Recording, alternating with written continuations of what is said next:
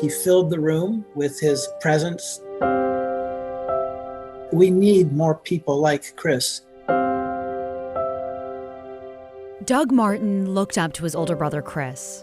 He played such an important role in his communities, family and friends, that of teacher, that a teacher of tolerance, love, caring, empathy, acceptance. Life lessons. Very warm, human. People with Down syndrome often teach others. Lovable, at times adorable. Just had a great sense of humor and play. He was just very inexpressibly himself. Chris loved to swim, run, jump, and competed in Special Olympics. 2 books were written about him. Well, Chris was a gift to the world. He served as acolyte at Kairos Milwaukee United Church of Christ, helping with ceremonial duties like lighting altar candles. But there was a drum there, and he just decided that was part of his expression. And it became a very beloved part of worship. He would come in and immediately begin hugging people. Pastor Jean Randall Bodman says the congregation missed Chris during the pandemic.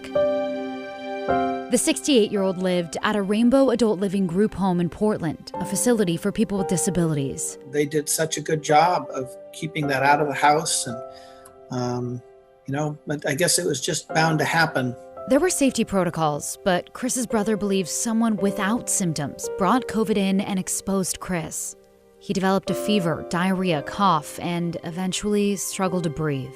The group home called me right away when they needed to send Chris to the hospital. He tested positive for COVID. Within days, on December 3rd, Chris lost his life to pneumonia. There was a day or two where it just seemed like he was getting better, and me knowing Chris, it's like he was going to be fine, and then so that it happened fast after that. It was just all of a sudden it just turned around and, there it was. Doug lives in Washington. He hadn't seen his brother in a year.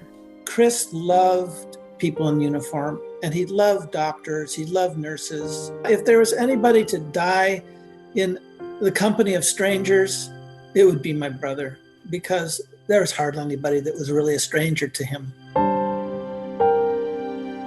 Since his passing, countless people have shared memories of Chris. It's been quite something.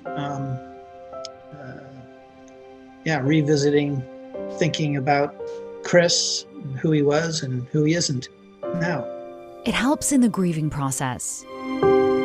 He had a very full life. He was loved and loved a lot of people, and he contributed with his gifts. So Morgan Romero. That's a good life. KGW News.